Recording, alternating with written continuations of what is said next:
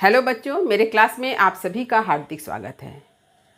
आज मैं आप लोगों के समक्ष हिंदी साहित्य कला, संस्कृति और अभिव्यक्ति पाठ्य पुस्तक से सूर के पद को लेकर उपस्थित हूँ।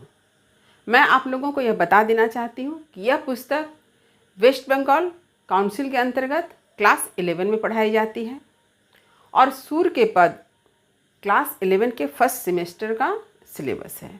सूर के पद से संबंधित मैंने 3 वीडियो अपने चैनल पर अपलोड कर दिया है और उन सभी वीडियो का लिंक मैंने डिस्क्रिप्शन बॉक्स में दे दिया है। इसके साथ ही साथ अमीर खुसरो की पहेलियाँ, बिहारी के दोहे, इनसे भी संबंधित वीडियो आपको मेरे चैनल पर मिल जाएंगे। तो जो बच्चे मेरे चैनल पर नए हैं वे चैनल को सब्सक्राइब जरूर कर लें और डिस्क्रिप्शन बॉक्स में जाकर सभी वीडियो के लिंक को क्लिक करके पूरे वीडियो को अच्छी तरह से देखें और अच्छी तरह से समझ लें। आज मैं कवि सूरदास जी द्वारा रचित एक पद उधो धनी तुम्हारो व्यवहार की व्याख्या को लेकर उपस्थित हूँ। कवि सूरदास जी हिंदी साहित्य के भक्ति काल के कृष्ण भक्ति काव्य धारा के प्रमुख कवि हैं और इनका प्रमुख ग्रंथ है सूर सागर, साहित्य लहरी, सूर सारावली। सूर सागर में ही भ्रमर गीत प्रसंग है और आज का यह पद वहीं से उद्धृत है। कवि सूरदास जी के जिस पद की व्याख्या मैं आज प्रस्तुत करूंगी उसे मैं सबसे पहले पढ़कर सुनाती हूँ, फिर कठिन शब्द के अर्थ को बताने के बाद प्रसंग, पंक्ति की व्याख्या और अंत में इसका विशेष भी लिखवा दूंगी। तो खूब ध्यान से मन लगाकर पूरे वीडियो को अच्छी तरह से देखें, पूरी बात को अच्छी तरह से समझें ताकि आपको हर बात खूब अच्छी तरह से समझ में आ जाए। देखिए, ऊधो धनी तुम्हारो व्यवहार, धनी वे ठाकुर, धनी वे सेवक, धनी तुम बर्तनहार, आमही कांटी बबूर लगावन, चंदन को कुसबार, हमको जोग भोग कुबजा को, ऐसी समझ तुम्हार, तुम हरि पढ़े चातुरी विद्या, निपट कपट चटसार, पकड़त साहू चोर को छाड़त, चुगलनी को एतबार, समझी न परत तिहारी, ऊधो हम ब्रजनारी गवार, सूरदास कैसे निभेगी अंधधुंध सरकार। तो यह है सूरदास जी के पद जिसकी मैं आज व्याख्या प्रस्तुत कर रही हूँ। तो सबसे पहले कठिन शब्द के अर्थ को जानना अत्यंत जरूरी है क्योंकि सूरदास जी ने अपने पद को ब्रज भाषा में लिखा है। ब्रज भाषा के जो शब्द हैं उनके अर्थ को जानना भी अत्यंत जरूरी है। तो चलिए कठिन शब्द के अर्थ की ओर देखिए। शब्दार्थ, पहला शब्द है ऊधो। ऊधो कहा गया उद्धव श्री कृष्ण के मित्र हैं, विद्वान व्यक्ति हैं और सलाहकार हैं। तो ऊधो किसे कहा गया? उद्धव को कहा गया है जो एक विद्वान व्यक्ति हैं, श्री कृष्ण के मित्र भी हैं, साथ ही साथ उनके सलाहकार भी हैं। धनी, धनी का अर्थ होता है धन्य। व्यवहार मतलब आचरण। ठाकुर कहा गया है श्री कृष्ण को। सेवक किसे कहते हैं? जो सेवा करता है उसे सेवक कहा जाता है।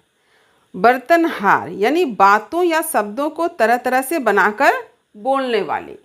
आप लोगों ने भी देखा होगा कि हमारे समाज में कुछ लोग ऐसे होते हैं जो बात को बहुत घुमा फिरा कर करते हैं, यानी बातों और शब्दों को बना बना कर बोलने वालों को कहा गया है बर्तनहार। बबूर का अर्थ है बबूल। लगावन मने लगाकर। कुसवार मने सुगंध।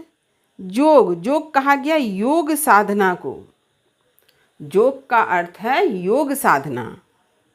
भोग, भोग का अर्थ है सुख समृद्धि का उपभोग। हम लोग कहते हैं ना कि वह बहुत भोग कर रहा है। भोग कर रहा है मतलब बहुत सारे सुख सुविधाओं का उपभोग करना, इस अर्थ में भी भोग का प्रयोग है। कुब्जा, देखिए यहाँ कुब्जा नाम आया है। आप लोगों ने सुना होगा कुब्जा का नाम। कुब्जा कौन थी? कंस की एक दासी थी, बहुत ही सुंदर थी, लेकिन क्या था, वो कुबड़ी थी।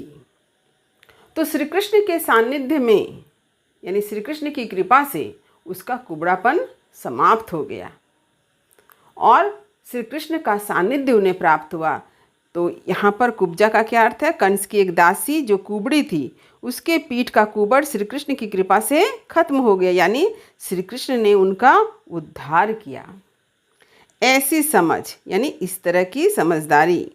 हरि कहा गया है श्री कृष्ण को। चातुरी का अर्थ होता है चालाकी, चतुराई। निपट मने एकदम पूरा। कपट यानी धोखा, छल, बनावटी व्यवहार। चटसार, चटसार कहा जाता है पाठशाला को। पकड़त मने पकड़ना। साहू कहा गया है ईमानदार को। छाड़त का अर्थ है छोड़ देना। चुगलनी, चुगलनी कहते हैं चुगली करने वाले को। जो लोग शिकायत करते हैं, इधर की बात उधर करते हैं, उसे ही कहते हैं चुगलखोर शब्द। यानी चुगलनी का अर्थ हो गया चुगलखोर, यानी जो इधर की बात उधर करे, यहाँ की शिकायत दूसरी जगह पहुँचा दे, बुराई करे, इसे ही कहा जाता है चुगलनी। अच्छा, एतबार का अर्थ है भरोसा। समझी न परत, समझी न परत में समझ में नहीं आना। तिहारी मने आपकी। देखिए, ब्रज नारी, ब्रज की स्त्रियां, गोपियां। तो ब्रज में रहने वाली जो स्त्रियां हैं वो कौन है? गोपियां कहलाती है। तो ब्रज नारी का अर्थ ब्रज की स्त्रियां और गोपियां। गंवार यानी अनपढ़, अशिक्षित। देखिए, गंवार का संबंध गांव से है। साधारणतः हम लोग क्या जानते हैं कि गांव की स्त्रियां अनपढ़ होती है, अशिक्षित होती है, इसलिए यहाँ पर गंवार का शब्द जो है अनपढ़ और अशिक्षित के लिए है। देखिए, निभैगी, निभैगी का निभेगी। अंधाधुंध सरकार यानी अन्याय को प्रश्रय देने वाली शासन व्यवस्था। जैसे हम लोग कहते हैं ना अंधाधुंध, माने बिना देखे, अंधा माने अंध से बन, जैसे अंधाधुंध गोलियां चलाना। इसका मतलब क्या हुआ कि बिना देखे सुने गोली चला देना, फायरिंग कर देना। तो यहाँ पर अंधाधुंध सरकार का क्या अर्थ हो गया? ऐसी सरकार जो बिना सोचे समझे कार्य करती है, जो न्याय अन्याय देखती ही नहीं है, यानी अन्याय को प्रश्रय देने वाली सरकार। तो ये है कठिन शब्द के अर्थ। यहाँ पर मैंने देखिए इतने सारे कठिन शब्द के अर्थ को लिखा है। आप इन सारे शब्द को अपने कॉपी में ज़रूर लिख लें और उसके अर्थ को भी साथ में लिखें। और जितने भी कठिन शब्द हैं सबके अर्थ को भी याद कर लें। याद कर लेने से ये फ़ायदा होगा कि आपको सारी बात समझ में आ जाएगी, पूरी पंक्ति का अर्थ समझ में आ जाएगा। तो अब चलिए मैं पंक्ति की व्याख्या करती हूँ। तो सबसे पहले हम लोग इसका प्रसंग समझेंगे कि इसका प्रसंग क्या है। तो इस पद का प्रसंग यह है कि कंस के बुलावे पर श्री कृष्ण मथुरा चले गए हैं और श्री कृष्ण के मथुरा चले जाने पर क्या होता है? गोकुल में उदासी छा जाती है। गोपियाँ, ब्रज के जितने सारे लोग हैं, सब लोग दुखी हो जाते हैं, कृष्ण के विरह से व्यथित हो जाते हैं। गोपियों की इस विरह व्यथा को श्री कृष्ण जानते हैं, समझते हैं, इसलिए वे अपने मित्र उद्धव को गोपियों को समझाने के लिए, उन्हें विरह व्यथा से मुक्त करने के लिए कहाँ भेजते हैं? गोकुल भेजते हैं कि उद्धव गोकुल जाकर गोपियों को समझाए कि वे श्री कृष्ण को भूल जाए और निर्गुण ब्रह्म की उपासना करे, योग साधना करे, यानी निराकार ब्रह्म को अपना ले। और इस प्रकार उद्धव गोपियों को निराकार ब्रह्म, निर्गुण उपासना और योग साधना का उपदेश देते हैं। गोपियाँ उद्धव की सारी बातों को खूब ध्यान से सुनती हैं, लेकिन अंत में गोपियाँ सगुण ब्रह्म के पक्ष में तर्क प्रस्तुत करती है। उन सारी बातों को सुनकर उद्धव निरुत्तर हो जाते हैं, उनके पास कोई जवाब नहीं बचता है। गोपियाँ व्यंग्य के माध्यम से, उलाहना के माध्यम से उद्धव को सारी बातें समझाती है। तो चलिए देखते हैं कि गोपियाँ उद्धव से क्या कह रही हैं। देखिए, ऊधो धनी तुम्हारो व्यवहार। ऊधो यानी उद्धव, इसका अर्थ मैंने बताया था। ऊधो मतलब उद्धव। धनी का अर्थ क्या है? धन्य है। तुम्हारो माने आपका, व्यवहार यानी आचरण। तो कौन सा आचरण? कि उद्धव ने गोकुल आकर गोपियों को निर्गुण ब्रह्म का उपदेश दिया कि आप निर्गुण ब्रह्म को अपनाएं और श्री कृष्ण को भूल जाएं। तो इसे ही कहा गया है उद्धव का व्यवहार। जिस व्यवहार को गोपियाँ उलाहना देकर कहती है, व्यंग करके कहती है कि आपका व्यवहार तो बड़ा धन्य है। जैसे आपसे कोई व्यक्ति बहुत खराब व्यवहार करता है तो आप क्या करते हैं? उसे व्यंग के माध्यम से कहते हैं, अरे अरे आपका तो व्यवहार बहुत ही अच्छा है। लेकिन इसका अर्थ क्या है? आप यह कह रहे हैं कि आपका व्यवहार बहुत खराब है। जैसे कोई व्यक्ति जो है बहुत अपशब्द बोलता है, तो आप उसे सीधे सीधे बात नहीं बोल पा रहे हैं कि आप ऐसा मत बोलिए, तो आप उसको क्या करते हैं, व्यंग के माध्यम से कहते हैं अरे आपके वाणी में बड़ा मिठास है। तो इसका मतलब क्या है, मिठास है ऐसी बात नहीं है। आप उसे व्यंग के माध्यम से समझा रहे हैं कि आप जो बात कह रहे हैं वो अनुचित है, आप जो शब्द का प्रयोग कर रहे हैं वो अपशब्द है। तो यहाँ पर भी गोपियाँ उद्धव से यही बात कहना चाहती है कि आप जो हम लोगों को निर्गुण ब्रह्म का उपदेश दे रहे हैं, इन बातों को सुनकर को तो मैं धन्य हो गई, आप तो धन्य हैं, यानी आपने अनुचित बात कही है। धनी वे ठाकुर धनी वे सेवक, धनी तुम बर्तन हार। वे कहते हैं धन्य है। कौन धन्य है? वे ठाकुर। वे ठाकुर माने वे ईश्वर। ईश्वर कौन? श्री कृष्ण। धनी वे सेवक, और वे उसके सेवक जो हैं वे भी धन्य हैं। माने उनके ईश्वर श्री कृष्ण तो धन्य है ही, उनके सेवक जो हैं वे भी धन्य हैं। धनी तुम बर्तनहार। और उद्धव को कहती है कि आप भी धन्य हैं, आप तो खूब तरह तरह की बातों को घुमा फिरा कर हम लोगों को कह रहे हैं, तरह तरह की बातें, तरह तरह के शब्दों को आप बना बना कर बोल रहे हैं, आपकी बातें तो धन्य हैं। तो यहाँ पर भी व्यंग्य है। फिर क्या कहती है गोपियाँ, देखिए, आमही कांटी बबूर लगावन चंदन को कुशवार। तो गोपियाँ उद्धव से कह रही है कि आप जो कुछ कह रहे हैं वो किस तरह से है, आम के पेड़ को काटने के समान है। अब देखिए यहाँ पर कैसा व्यंग है। गोपियाँ उद्धव से कह रही है कि आप जो कह रहे हैं, आप जिस निराकार ब्रह्म का संदेश दे रहे हैं, उपासना करने के लिए कह रहे हैं, वह निराकार ब्रह्म को अपनाना किसके समान है? आम ही कांटी माने आम के पेड़ को काटने के समान है। और किसके समान है? बबूर लगावन, यानी बबूल के पेड़ को लगाने के समान है। बबूल के पेड़ में क्या होता है? कांटा होता है। तो आम के पेड़ में क्या होता है? आम का मीठा मीठा फल होता है। तो सगुण ब्रह्म यानी श्री कृष्ण की उपासना आम के पेड़ के समान है, स्वादिष्ट है आम के समान। लेकिन निर्गुण ब्रह्म किसके समान है? बबूल के समान है। इसे आप याद रखें कि आम किसके समान है? सगुण ब्रह्म श्री कृष्ण के समान है, और बबूल किसके समान है? निर्गुण ब्रह्म के समान है। इसी बात को गोपियाँ यहाँ कहती है कि आप जिस निर्गुण ब्रह्म की उपासना का उपदेश हमें दे रहे हैं, उसे सुनकर ऐसा ही लग रहा है कि यह आम के पेड़ को काटकर बबूल के पेड़ को लगाने के समान है। और क्या है देखिए, चंदन को कुशवार, और आप उम्मीद करें कि उसे चंदन की सुगंध आए। एकदम अनहोनी बात। इस बात को गोपियाँ व्यंग के माध्यम से कहती है। तो आप हमेशा याद रखें कि आम ही यानी आम कहा गया है सगुण ब्रह्म श्री कृष्ण को, और बबूर कहा गया है निर्गुण ब्रह्म को। यानी श्री कृष्ण की साधना करना, श्री कृष्ण की उपासना करना किसके समान है? आम के समान है, सरस है। लेकिन निर्गुण ब्रह्म की उपासना करना कैसा है? निरस है, बबूल के कांटे के समान है।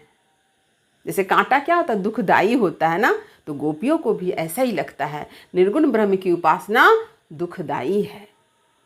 फिर क्या गोपियाँ कहती है, देखिए, हमको जोग भोग कुब्जा को ऐसी समझ तुम्हार। कहती है कि आप हमें योग का संदेश देने आए हैं। गोपियाँ उद्धव को कहती है आप हमें योग का संदेश दे रहे हैं, और कुब्जा यानी कुब्जा नाम की जो दासी है जो मथुरा में है, उसके लिए सुख सौभाग्य है, उनके लिए भोग है, उनके समक्ष श्री कृष्ण है, उन्हें श्री कृष्ण का सानिध्य प्राप्त है। लेकिन आप हम गोपियों को कह रहे हैं कि तुम योग साधना को अपना लो। ये कैसे संभव हो सकता है? ऐसी समझ तुम्हार, ये कैसी तुम्हारी समझदारी है कि तुमने ये बातें कह दी। हम गोपियाँ जन्म जन्मांतर से श्री कृष्ण की उपासिका हैं। हमने बचपन से श्री कृष्ण को देखा है, हम श्री कृष्ण के सानिध्य में रह चुके हैं। फिर भी आपने हम गोपियों के लिए योग साधना को उपदेश दिया, और जो कुब्जा कुछ ही दिन श्री कृष्ण के सानिध्य में रही, उनके लिए श्री कृष्ण का सानिध्य तो है ही, उनके लिए सारा सुख सौभाग्य भी है। यह बात गोपियाँ कहती है। अब देखिए गोपियाँ क्या कहती है। तुम हरि पढ़े चातुरी विद्या, निपट कपट चटसार। अब गोपियाँ श्री कृष्ण को उलाहना दे रही है और क्या कहती है, तुम हरि, हे श्री कृष्ण तुम क्या हो, पढ़े चातुरी विद्या, तुमने तो चतुराई का ज्ञान प्राप्त किया है, तुमने तो चालाकी की विद्या अर्जित की है, और निपट कपट चटसार, और एकदम से तुम छली हो, तुम्हारा व्यवहार बनावटी है, तुम ऐसे ही चटसार में पढ़े हो, ऐसे ही विद्यालय या पाठशाला में पढ़े हो। यह बात गोपियाँ किसे कहती है, श्री कृष्ण को कहती है कि हे श्री कृष्ण तुम छली हो, कपटी हो, तुम्हारा बनावटी व्यवहार है, तुमने चातुरी विद्या अर्जित की है, तुम ऐसे ही पाठशाला में अध्ययन की, तुम ऐसे पाठशाला में अध्ययन किए हो जहाँ पर छल कपट की शिक्षा दी जाती हो, चालाकी की शिक्षा दी जाती हो, चतुराई का ज्ञान दिया जाता है। पकड़त साहू चोर को छाड़त, चुगलनी को एतबार। तो गोपियाँ कहती है ये कैसा नियम है कि जहाँ पर साहू यानी ईमानदार को पकड़ा जाता है, साधारणतः लोग चोर को पकड़ते हैं, लेकिन यहाँ किसे पकड़ा जा रहा है, जो ईमानदार है। चोर को छाड़त, और चोर को छोड़ दिया जा रहा है, ये कैसा नियम है। चुगलनी को एतबार, और जो चुगली करते हैं, इधर की बात उधर करते हैं, उस पर विश्वास किया जाता है। इस बात पर भी गोपियाँ व्यंग करती है। समुझी न परत तिहारी ऊधो, हम ब्रजनारी गवार। तो गोपियाँ कहती है समुझी न परत, ये समझ में नहीं आ रहा है, हे उद्धव ये सारी बातें हम गोपियों को समझ में नहीं आ रहा है। क्यों नहीं समझ में आ रहा है, हम ब्रजनारी गवार, क्योंकि हम ब्रज की स्त्रियां गंवार है, अनपढ़ है, अशिक्षित है, इसलिए हे उद्धव आपने जो कुछ कहा वह हमारे पल्ले नहीं पड़ रहा है, हमारे समझ में नहीं आ रहा है। गोपियाँ उद्धव की हर बात को एक ही वाक्य में क्या करती है, अस्वीकार करती है और नकार देती है। सूरदास कैसे निभेगी अंधधुंध सरकार। अब गोपियाँ कहती है कि आपकी बातों को सुनकर ऐसा लग रहा है कि यहाँ जो शासन व्यवस्था हमें दिखाई दे रही है, यहाँ पर तो सब अन्याय को ही प्रश्रय दिया जाता है, यहाँ पर तो न्याय की कोई बात ही नहीं है। तो सूरदास जी कहते हैं कि गोपियाँ कहती है कि जिस शासन व्यवस्था में अन्याय को बढ़ावा दिया जा रहा है, अन्याय को प्रश्रय दिया जा रहा है, ऐसी व्यवस्था में हम गोपियाँ कैसे निभाएंगी। कहने का तात्पर्य यह है कि गोपियाँ श्री कृष्ण से अनन्य प्रेम करती है, श्री कृष्ण की उपासिका है, परंतु ऐसे समय में उद्धव उन्हें निर्गुण ब्रह्म का ज्ञान देते हैं, निराकार ब्रह्म की उपासना की बात करते हैं, जिसे गोपियाँ स्वीकार नहीं कर सकती है। और उद्धव जो है गोपियों को बार बार निर्गुण ब्रह्म को अपनाने के लिए कहते हैं। इसलिए गोपियों को लगता है कि ये सारी बातें अन्यायपूर्ण हैं और इस अन्याय को वो स्वीकार नहीं करेंगी, क्योंकि गोपियाँ श्री कृष्ण की अनन्य उपासिका है, श्री कृष्ण की अनन्य भक्त है, वे श्री कृष्ण से अनन्य प्रेम करती है। इस प्रकार गोपियाँ अपने तर्कों के माध्यम से उद्धव को चुप करा देती है, निरुत्तर कर देती है। तो अब आप इस पद का विशेष स्क्रीन पर देख सकते हैं, जहाँ पर मैंने एक एक करके सारे विशेष को लिख दिया है। इसे आप अपने कॉपी में ज़रूर उतार लें। तो उम्मीद करती हूँ सूर्य के पद का अर्थ आपने अच्छी तरह से समझ लिया होगा।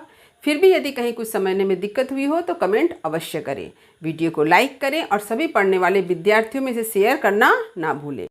और जो बच्चे मेरे चैनल पर नए हैं वे चैनल को सब्सक्राइब कर लें, ताकि हर नए वीडियो का नोटिफिकेशन उन्हें समय समय पर मिल सके।